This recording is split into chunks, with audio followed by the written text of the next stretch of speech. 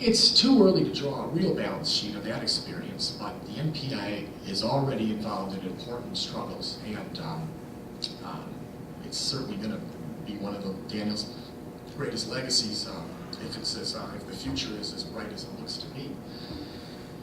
Daniel also, as an intellectual, understood that part of the terrain of the class struggle was the intellectual level, and the 1960s saw great attacks against Marxism and class politics. Intellectuals like Daniel Bell in the United States and Alain Touraine and André Gorz in France were writing books like Farewell to the Working Class, which is actually the title of one of their books.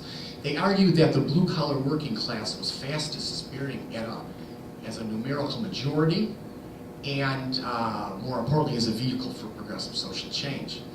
These arguments helped lay the groundwork for the Euro-communist brand of reformism that the Italian and the Spanish CPs, and for a brief time in the 1970s, the French CP was involved with. The arguments about the decline of the working class that underpinned this trend later dovetailed with right-wing attacks on Marxism and socialism. Daniel took these attacks seriously, and he answered them.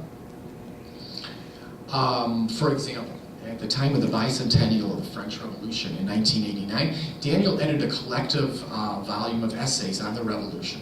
I was in Lyon at the time, and I was asked to contribute a chapter on the popular movement in Lyon during the revolution, which I was very happy to do so. And in addition to editing that book called the Permanence de la Révolution, Permanences of the Revolution, you'll probably get the connection with Trotsky's Permanent Revolution. Daniel also wrote a book called Moi la Révolution, Me the Revolution, and he writes it in the first person. And I later wrote an extended review of that book for the Bulletin in Defense of Marxism, and it was a great example of how Daniel also fought on the ideological plane.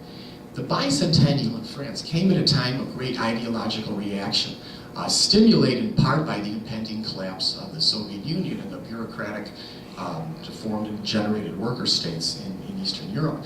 Historians in France like François Furet proclaimed that the French Revolution was finished, passé, discredited, discordant with the times. Bensaid's revolution, on the other hand, is a woman, and she sees things completely differently. Far from over, the revolution's acts are unfinished. The Declaration of Rights of Man and Citizen, adopted by the Revolutionary Convention in the early 1790s and held up as France's great contribution to human rights, is a document that he discusses in the book. The revolution, well, she's a little less impressed with the Declaration. She sees the Declaration condemned from the start, fatally contradicted by its last article, a clear, unambiguous defense of private property. By the mid-1990s, a reactionary ideological campaign was in full swing around the world. The retreat of revolutionary movements, the collapse of the Soviet Union, the rise of reactionary nationalism, the sharp rightward shift of the social democracy, and the anti-Hegelian and anti-Marxist attacks from the keyboards of the Francis Fukuyamas and the Francis Furets, who proclaimed the end of communism, the end of history. All these things drove Daniel back to the Marxist classics. And many of the recent books he wrote, such as the one we mentioned a few times today, Marx for Our Times, were direct dialogues with Marx, with Hegel, and with contemporary radical thinkers around the world.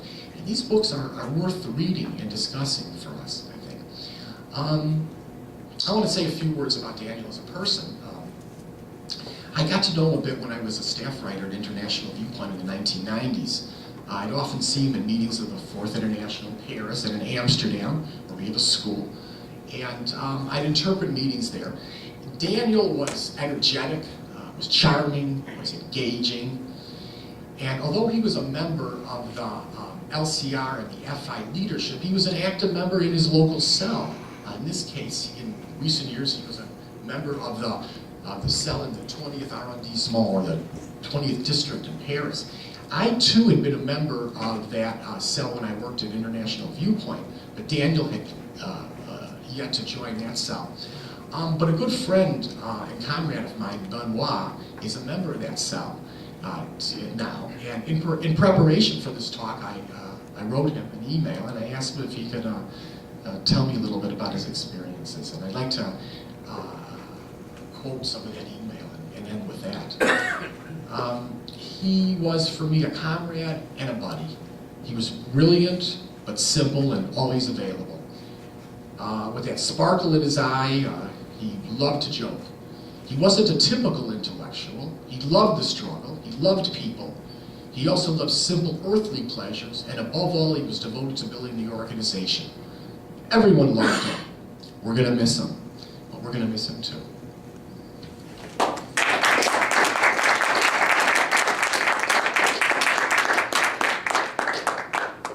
Well, the floor is now open for any questions and comments.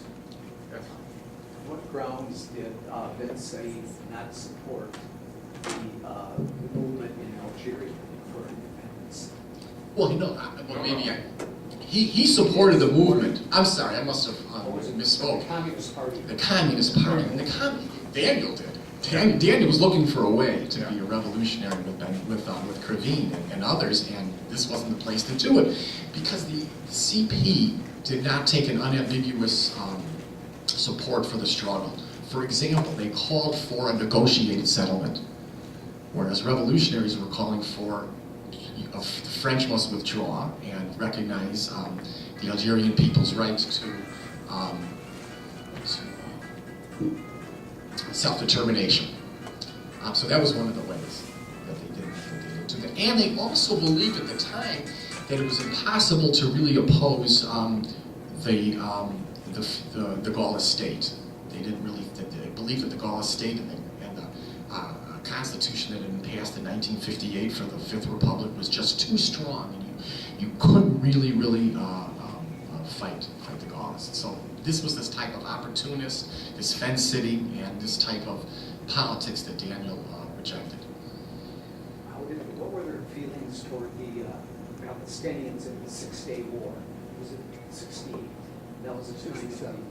Well, 67, yes. Well, I'm imagining they supported. I'm not familiar with the thesis or the writings of the League or the International at that point, but I know the general position, of course, of the Fourth International of the League is support for the Palestinian struggle against the Israeli settler state. Patrick might have more. No, that's to say. absolutely true. One of Daniel Bensaid's closest friends of the Fourth International, who spoke at the memorial service for Paris, Michael Warshawski, was the leader of the Fourth International section in Israel, and the Fourth International has invariably played a very positive role in support of the Palestinian struggle from the outset.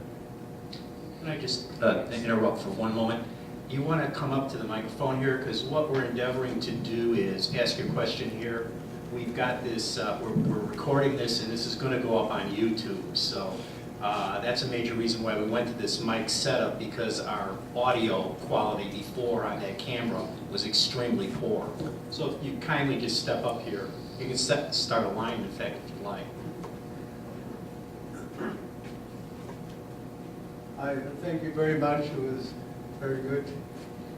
I wanted to ask a question about his work in Brazil, and if that had anything to do with, or is it all related to the current Brazilian agricultural movement that's going on now, and depending on that, your answer, I have another question. Well, yes, certainly. I mean, the Brazil question, has to engage, not only the urban masses in Rio and in Sao Paulo, but the agricultural struggle of the in Brazil. And he was involved in that. He I think was the person that got him really quite engaged in the struggle of Brazil was actually his comrade Michael Lowy, who was actually Brazilian born, and he grew up in Brazil, and he also was very, very active in the formation of the PT, the Workers' Party of Brazil, that Lula is